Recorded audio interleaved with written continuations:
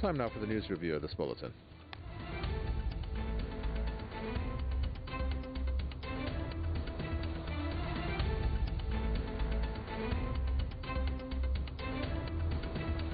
Hello, welcome to the news review. Iran's foreign minister has called on the international community to disregard what he called the U.S.'s inhumane sanctions on Iran amid a rapidly spreading COVID-19 outbreak in the country. In a tweet, Mohammad Jawad Zarif said that he has written to the United Nations Secretary General, urging the world body and its member states to demand an end to the U.S. sanctions. Zarif says the U.S. sanctions directly undermine Iran's efforts to fight the COVID-19 contagion, which has now turned into a global pandemic. He denounced the restrictions as a collective punishment of Iran's people and a violation of international humanitarian law. The secondary U.S. sanctions subject any country that engages in trade with Iran to Washington's punishments. This makes it almost impossible for Iran to import medicine and medical equipment. Marcus Papadopoulos is the publisher and editor at Politics First, joining us from London. Also from London, we have Tony Gosling, investigative journalist. I'd like to welcome you both, and I'll start with you, Marcus Papadopoulos. If it is against international law for the U.S. to do what it's doing, in this case against Iran, to deal with this coronavirus, which is limiting Iran's abilities to do this, then why are countries adhering to what the U.S. is doing, following its sanctions, and not deal directly with Iran when it comes to this? America's ongoing sanctions on Iran brutally exposes the grotesque falsehood that is America's claim to be the champion and defender of humanity, because Washington's sanctions on Iran are having an adverse effect on the Iranian government's ability to stem the very rapid outbreak of the coronavirus in Iran. So, for instance, Iran is suffering because of the sanctions in the context of the virus because it is not able to import medicine, it is not able to import medical equipment, because the American sanctions stipulate that any country which supplies Iran with either medicines or medical equipment, or indeed both, will be in breach of Washington's sanctions, and there will be an American punishment for that country which is supplying Iran with those imports. Now, in my opinion, that constitutes a crime against humanity, because Iranians are dying, Iranians are suffering in hospitals, they are suffering at home, they are suffering from a potentially very, very dangerous virus because they cannot receive the medical treatment that people, for example, in France or Germany or Britain are receiving because of the American sanctions. And where are the so-called liberal democracies in the world which purport to claim, which purport to care for human rights?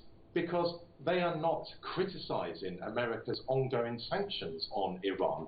The Americans know the devastating effects of their sanctions on the Iranian people. The Iranians know the consequences of the devastating effects of the American sanctions on Iran. Indeed, anyone with an ounce of intelligence will know of the devastating effects that the American sanctions are having on Iran. And yet, we hear today in the world from the liberal democracies, from the liberal media outlets, about the need for the world to come together and fight the coronavirus together in solidarity with one another. And yet, that doesn't extend to Iran. Is that because, in the eyes of liberals in America and Britain, for example, the life of an Iranian doesn't mean anything? Does it mean that Iranians do not form part of humanity? Are they not human beings? I think it is absolutely disgusting. It is reprehensible. And as I said at the beginning, this demonstrates the grotesque falsehood that is America's claim to be the defender of humanity. And it demonstrates that these so-called liberals in the West care only about Westerners, and they care nothing for people in Iran. Okay, Tony Gosling, under George Bush Jr. and also Obama, you had, in the case of humanitarian needs that Iran had for there to be sanctions waiver. Why do you think Trump is not following the path of his predecessors? Well, let's just make it clear, this is not just Donald Trump here. This is the deep state in the United States. I mean, we're facing a global pandemic, but the US is stopping medical supplies. Obviously, should be obvious to everybody that this is a very important violation of international law.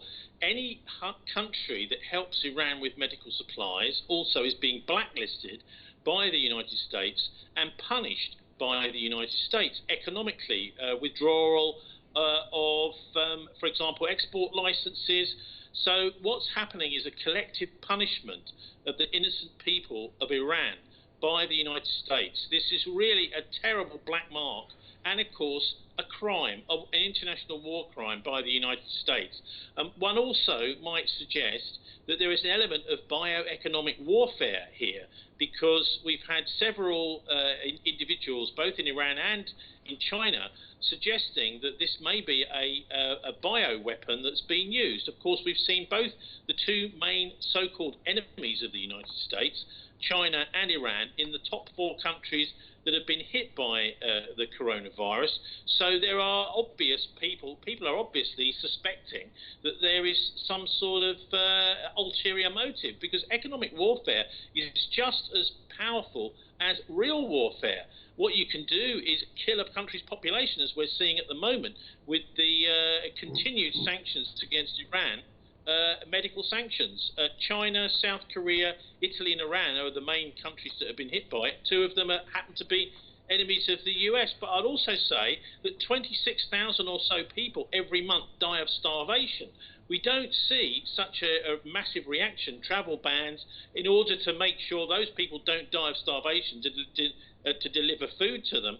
And also, 2 winters ago in Britain, the ordinary flu, because we had a quite warm winter and it was a virulent strain of flu, 50,000 extra people died, and that's the official government figures from that strain of flu in the UK. So I think there's been a bit of a hysteria, an overreaction, both by the mass media in the West and by governments instituting these enormous travel bans. That's not to trivialise the people that are dying, but we do need to understand that there are many causes of death in the world which can be averted quite easily. Things like tuberculosis, for example. And finally, Marcus Papadopoulos, you have the Secretary of State, Michael Pompeo, on many occasions come out and say, we are with you, in reference to the people of Iran. You have the U.S. President Donald Trump, a few months back, started to tweet in Persian, hoping to show support for the Iranian people. Does he think the Iranian people don't realize, A, how sanctions have hurt them, and B, now in this situation, how it's actually leading to deaths?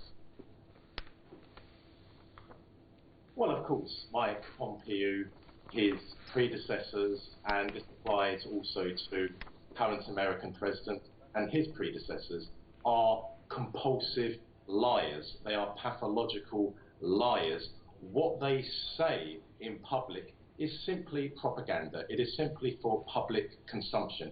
It is simply to augment this facade that the Americans have been exporting around the world for many decades now, that America is with the ordinary man and woman across the world, in all 4 corners of the world, regardless of ethnicity or religion.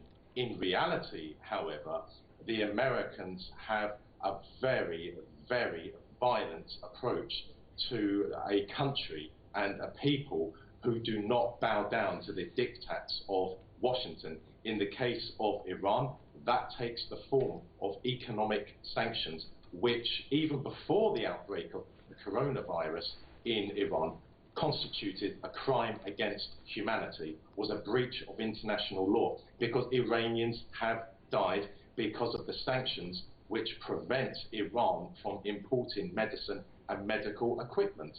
So what the Americans say in public is simply a lie. And it's no different to how the Americans approached Serbia. They claimed in 1999 to be on the side of ordinary Serbs, and yet they bombed the country for 3 months, killing many children, and they even dropped uranium on Serbian civilians, which has resulted in a huge increase in cancer in that country. So I do not tolerate any person telling me that America is a champion for humanity. I look at the results of American foreign policy. I look at the graves which are there because of American foreign policy. And if British politicians and British journalists are sincere in calling on the world to come together to fight the coronavirus, then London will call on Washington in public and in private to lift the sanctions on Iran, which is causing immense suffering in that country because of the outbreak of the coronavirus there. Thank you very much for that.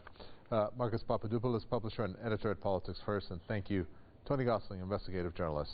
That does it for this news review. Thanks for tuning in.